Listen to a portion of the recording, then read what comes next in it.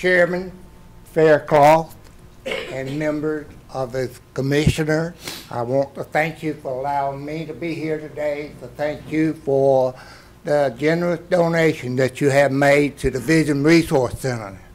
In memory of the young lady many years ago, next Monday is her birthday.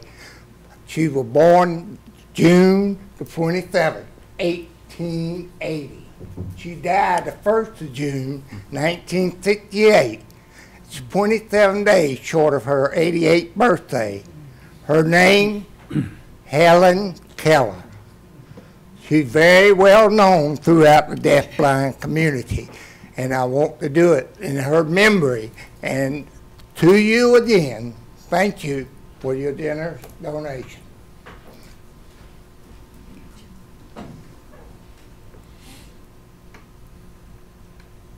Our next speaker is Miss Amy Henderson.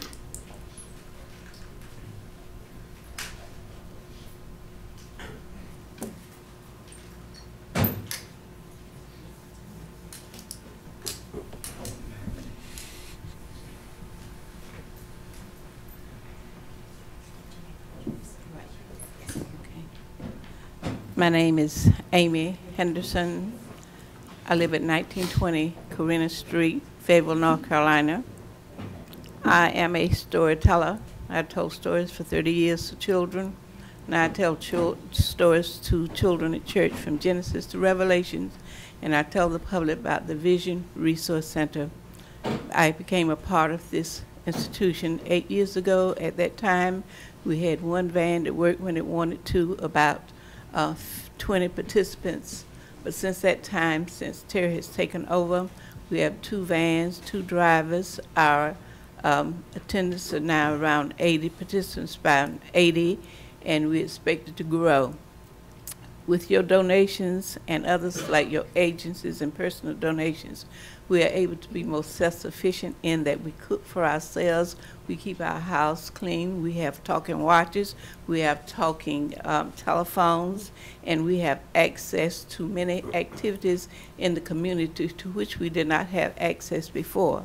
I want to assure you that the money you donated does not go to making us recreational free. Everything we do, we pay for. We pay for riding the bus. When we go out to lunch, we pay for that. We go to the dinner theater, we pay for everything. You are paying for the staffing and maintenance of the Vision Resource Center. And may God bless you with his richest blessing. Amen.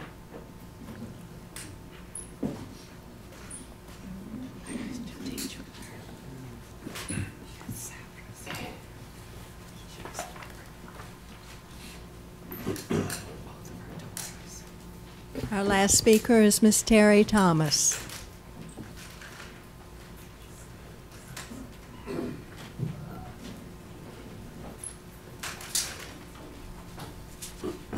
I'm pulling up the rear. Terry Thomas, 508 Spalding Street, Fayetteville, North Carolina, Executive Director of the Vision Resource Center.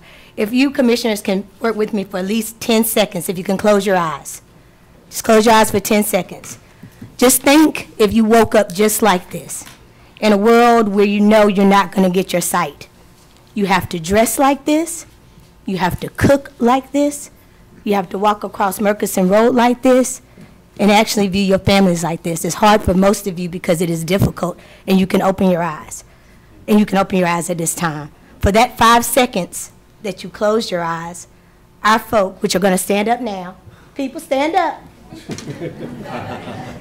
What your funds have done for us, you cannot, in that 5 seconds, that's why the Vision Resource Center is here, to be able to keep them as independent and socially active as they can be, and without your help, we could not have done it. So from the bottom of our hearts, thank you, County Commissioners. We appreciate you, and thank you.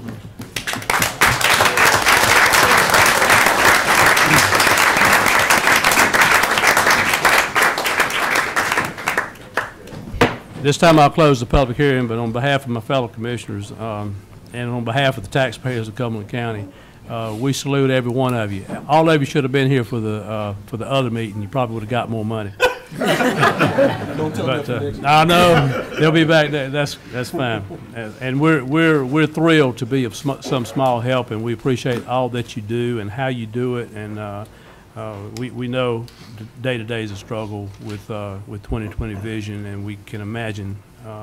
We can only imagine not having it. So thank you very much for being here. Terry, thanks for bringing them in. Okay. Item number one is, the next item is a couple of recognitions. Ms. Cannon. Yes, sir. We have a recognition of the Fayetteville Cumberland County Youth Council, and I'm going to call on Commissioner Glenn Adams for this presentation. Okay. Thank you.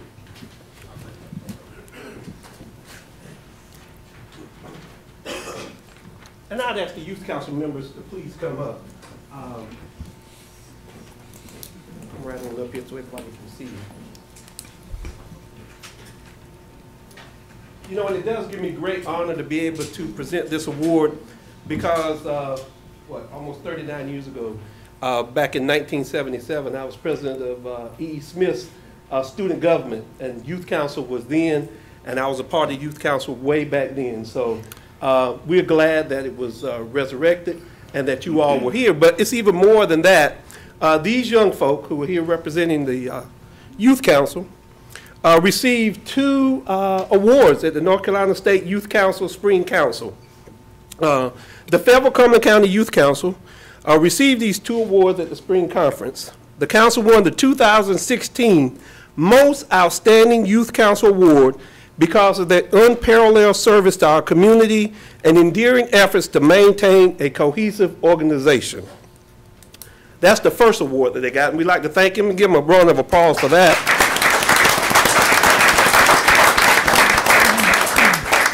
The second award, the Youth Council also received the award for the most outstanding project of the year for the Cumberland County Glow Fest, a race for change, which was held in September. Mr. Keith, did you run that? I'm following you. The event included a 5K run and walk downtown to promote health and nutrition. The State Youth Council recognized the Fayetteville Cumberland County Youth Council for involving every member in the planning and execution stages for the project, providing a platform for local businesses and for giving back to our community through a family-friendly event. Thank you all so very much for bringing that kind of attention to this county and to this community. Thank you so very much. We give them an award for that. And I'd also like to, at this point, recognize Jordan Bursting, there you go, get me right, who just completed her term as the chair of the Fayetteville Cumberland County Youth Council, and she is here on behalf of the Youth Council for tonight's presentation along with the other members. Jordan graduated first in her class from Jack Britt High School and will attend Duke University as a Benjamin N. Duke Memorial Scholar. Congratulations to you. And if y'all come right over here, we're going to get some pictures right over here. Come over this way. Y'all get right here in front. I'm a picture kind of guy. Yes, you are. Look, I heard that back there from all my fellow commissioners. I'll let y'all get the picture in the background. Y'all go ahead. Y'all watch out. Charles will run up here. What do you say? Thank you. Thank you. He loves a picture now.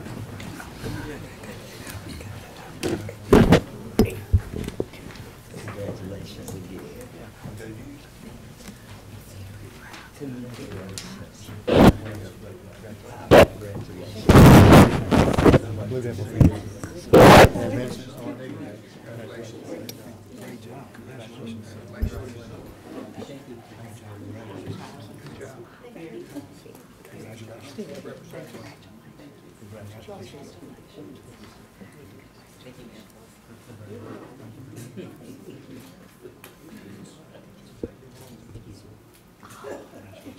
And I'm going to let each one of them just say their name and what school they're from, because I did introduce one so everybody can go.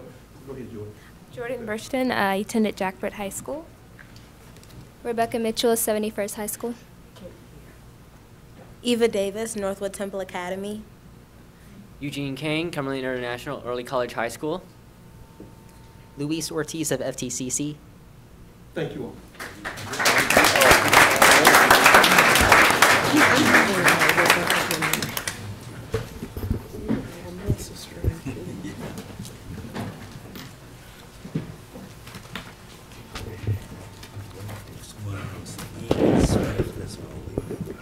Okay, Mr. Chairman, the next recognition is of the Fayetteville Cumberland Human Relations Commission's 2016 Martin Luther King Scholarship Award recipients. In the interest of time, I do want to do one thing.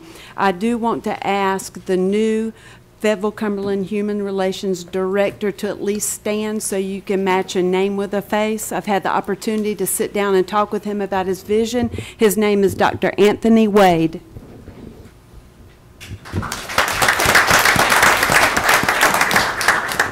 And then next, Mr. Chairman, I'd like to ask two of the commissioners from this organization to step forward to call the recipients, Ms. Sheila Cuffey and Mr. Robert McRae.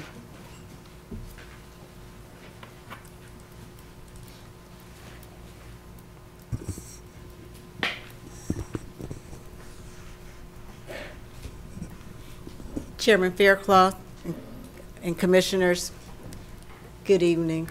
It is our pleasure to be here, and we want to say thank you for receiving your Fayetteville Cumberland Human Relations Commission this evening. I'm Sheila Cuffey, incoming chair of this 18-member commission made up of the appointees from the county, the city of Fayetteville, Fort Bragg, and Pope Air Base, who work collectively to ensure that the quality of life of all county residents is second to none. At this time, I would like for the Human Relations Commissioners in attendance to please stand. You may be seated. This year, the Commission awarded 10 $1,000 scholarships to deserving students in Cumberland County high schools. The eligibility criteria to apply for the Commission's Martin Luther King Jr. scholarships include residency in Cumberland County for at least 1 year prior to scholarship application, be a Cumberland County high school senior, possess a GPA at least 2.5 unweighted or better, and have been admitted as a full-time student in an accredited course of study to a 2 or 4 year college or university. At this time, I'm going to ask the students to come forward as Commissioner McRae gives you more information about the process. Good evening. Good evening. Commissioner Robert McRae. I'm the chair of the Dr. Martin Luther King Scholarship Committee of the Fayetteville Cumberland Human Relations Commission.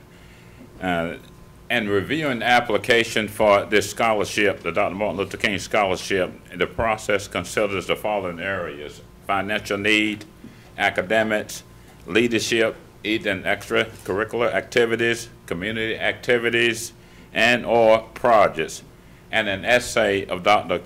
King's principles of nonviolence and its applicability to current or socio-economic issues. Based on these criteria, the committee selected the following individuals as the 2016 Dr. Martin Luther King Jr. Scholarship recipients. Our first recipient that's present with us tonight is Danielle R. Green, graduated from Cross Creek Early College High School and will be attending East Carolina University. Step forward, Danielle. Thank you. Our next recipient is Daphne M. Walls, graduated from Terry Sanford High School and will be attending Methodist University. She's accompanied by her mother, Angela Walls. And our third recipient that's with us this evening is Isaiah L. Downing, graduate of 71st High School, and will be attending North Carolina A&T State University. And I think it's your parents accompany you. We have several recipients, as Commissioner Cuffey said, that could not be with us this evening. Some already attending college. I'd like to announce their name, school, and the college they'll be attending. Grant B. Bennett, Pine Forest High School, will be attending Morehouse College. Cedric D. Craig, Cumberland International Early College High School, will be attending North Carolina State University. Elise Thomas, Terry Sanford High School, will be attending Fayetteville Technical Community College. Anise M. Butler, E.E. Smith High School, will be attending Methodist University. Kenneth C. Hubbard, Jack Britt High School, will be attending North Carolina State University. Isaiah J. McCoy, Jack Britt High School, will be attending East Carolina University. And last, Bryce L. Perry Martin, Pine Forest High School, will be attending Davidson College. That's our 10 recipients, and these are 3 that's present with us this afternoon.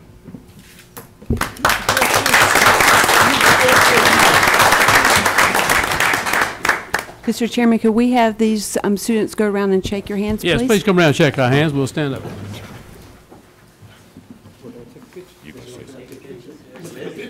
I'm going to take a picture. They can come here.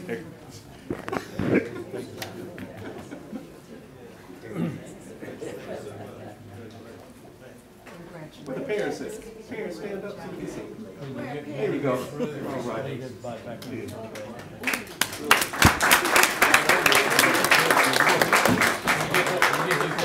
Come back around here with a good picture of y'all in front of us. He goes to no church. One of my babies. Yeah, one of my babies turn around and look at Glee. Trying to take a seat over here for you. Trying to take something. This one of my babies.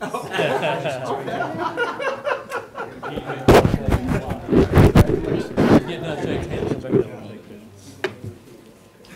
They're gonna come back over here in front of us now. Y'all come right back. Move closer here to the outside. Put the tall one right in front of him.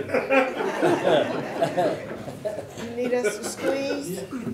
Put Commissioner Council baby in front.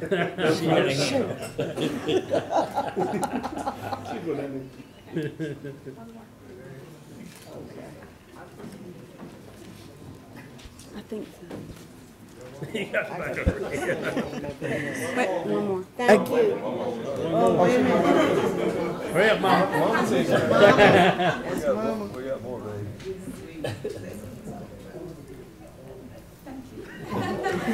Again, thank you for allowing the commission to present this year's scholarship recipients to you this evening. Thank y'all very much, and congratulations to all the recipients. I know they're well deserved.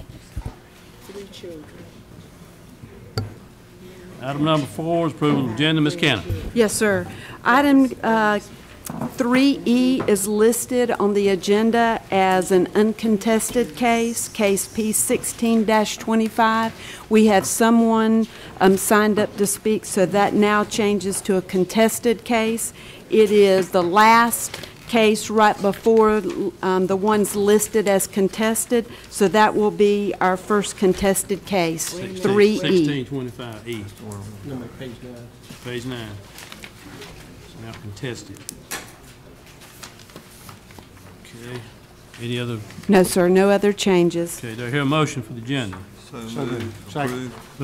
Moving seconded to approve the agenda. All in favor? Unanimous. Item number 2 is our consent agenda. Okay, board, what is your pleasure? No items to be pulled. I move that we approve the consent agenda. Second. Okay, moved and seconded. Any discussion? All in favor? Unanimous. Item number 3 are our public hearings. We have uncontested rezoning cases, items 3A through 3D. The first case, Mr. Lloyd, is 16-20.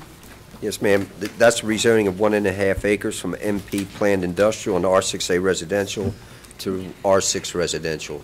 There was no opposition at the planning board. They recommended approval, and there's no opposition tonight. Okay, questions or comments, or do I hear a motion?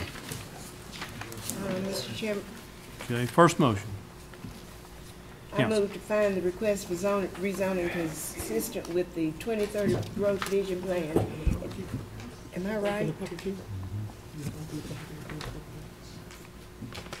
Okay, public hearing is open. Public hearing is closed. I'm sorry. That's why I'm here. I'm trying to get out of here. That's why I'm here.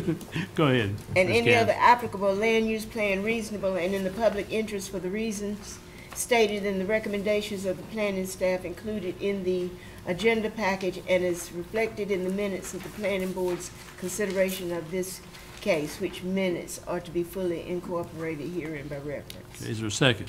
Second. Okay, it's moved and seconded. Any discussion? All in favor? Unanimous. Okay, next I motion. move to approve the rezoning for R6 residential district as recommended by the planning staff case P 1620, included in the agenda package and as reflected in the minutes of the planning board's consideration of this case, which minutes are to be fully incorporated herein by reference. Okay, is there a second? Second. Been moved and seconded. Discussion. All in favor?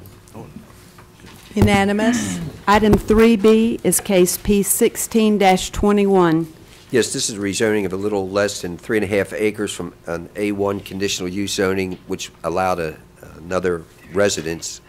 And they want that to be rezoned to straight R40A, so a third residence can be put on the property. There was no opposition at the planning board, and they recommended approval, and I don't believe there's any opposition tonight. Okay, this time I'll open the public hearing on the speakers. There are no speakers. No speakers, close the public hearing. We have the first motion, please. I'll do it.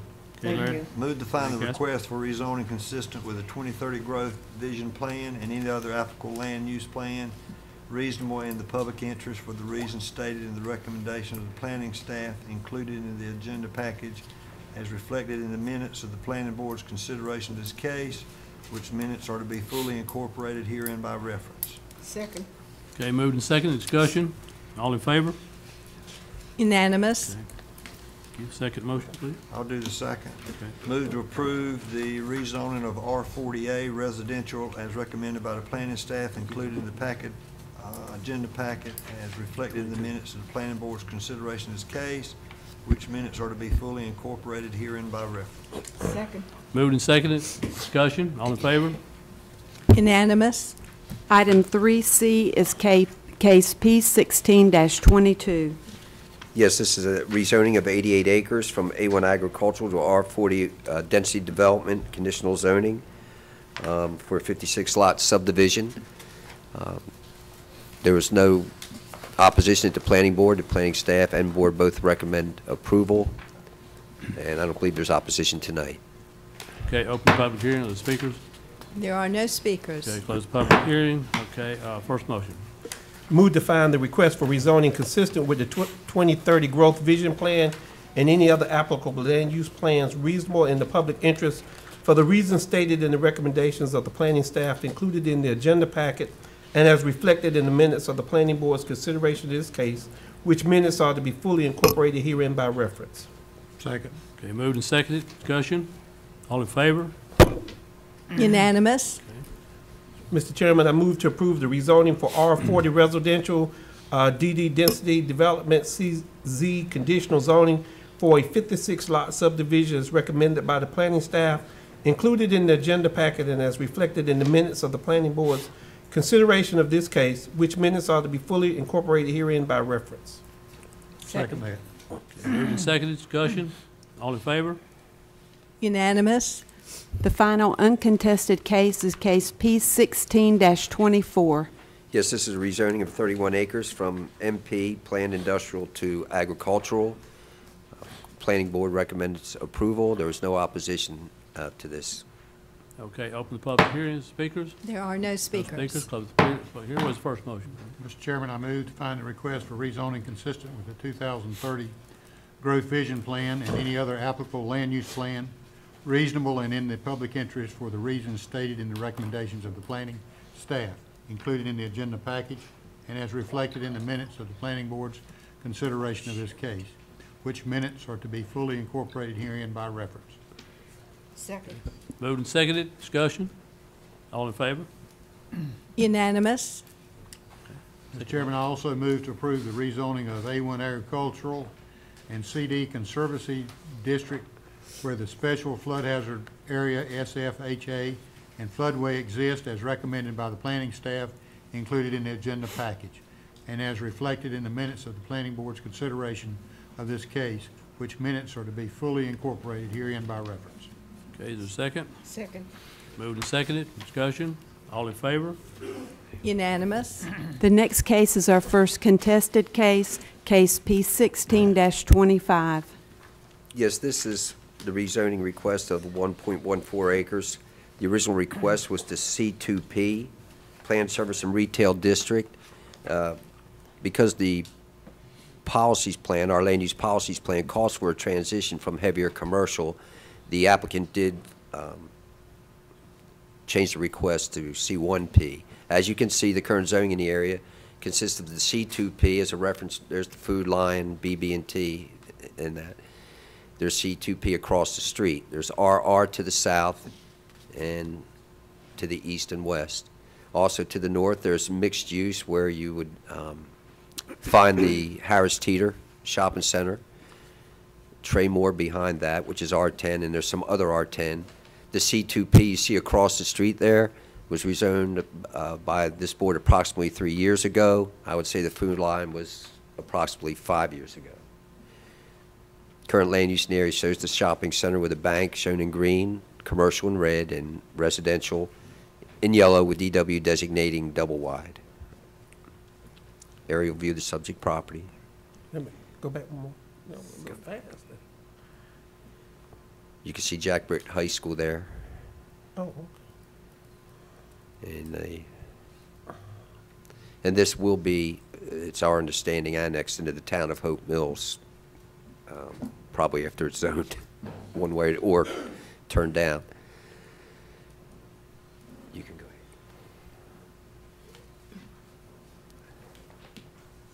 ahead. There was no opposition at the planning board. The planning staff, as well as the planning board, recommended approval of the request to C1P because it does serve as a transition from the C2P down to the residential. Office and institutional, planned office and institution would also be a transition. And that follows our land use policies plan, and that's why the staff, as well as the planning board, recommends approval to this case.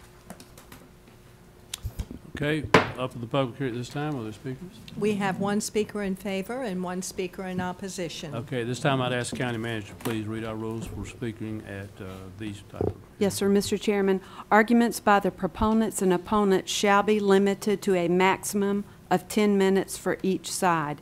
If arguments are presented by a group representative, this shall be limited to a maximum period of 5 minutes. If there is no group representative, each speaker shall be allotted a maximum of 3 minutes until the 10-minute time limit is attained. Rebuttals will only be permitted at the discretion of the chairman with a maximum of 1 3-minute presentation by each side. Okay. First speaker. Our first speaker is Mark, is it Candler or Calder? Thank you.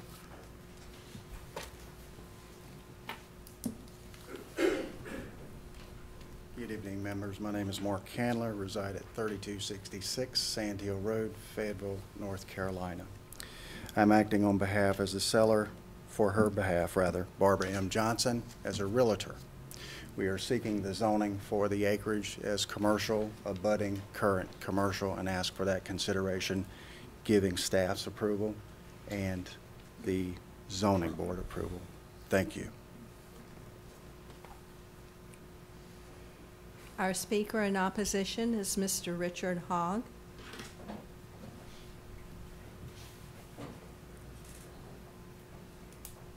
Good evening, Commissioners. My name is Richard Hogg, 4009 Westwood Drive, Fayetteville, North Carolina. I live in the Camden Woods subdivision, which is just to the south of this area.